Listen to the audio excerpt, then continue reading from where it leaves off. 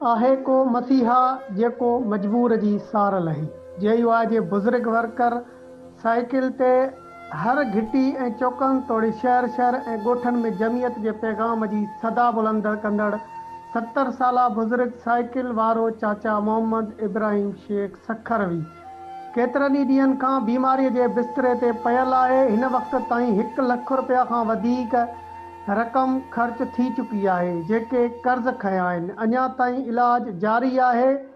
चाचा मोहम्मद इब्राहिम शेख सां हिन वक़्त ताईं जमियत जे कंहिं बि अॻुवाण तोड़ी सखी इंसान न राब्तो कयो आहे, न कंहिं तबियत पुछी आहे, न कंहिं तसल्ली ॾिनी आहे। अहिड़ा अज़ीम किरदार जमायतनि जो शान थींदा आहिनि, जंहिंजे किरदार जे करे जमायतूं आलमी ऐं मुल्की सतह ताईं उजागर थींदियूं आहिनि। चाचा इब्राहिम शेख बेसहारा बणिजी ज़िंदगी ऐं मौत जी जंग विड़ी रहियो आहे, जंहिंजूं नज़रूं पंहिंजे जमायत जे तरफ़ लॻल आहिनि त कॾहिं उहे संदसि जी सार लहंदा।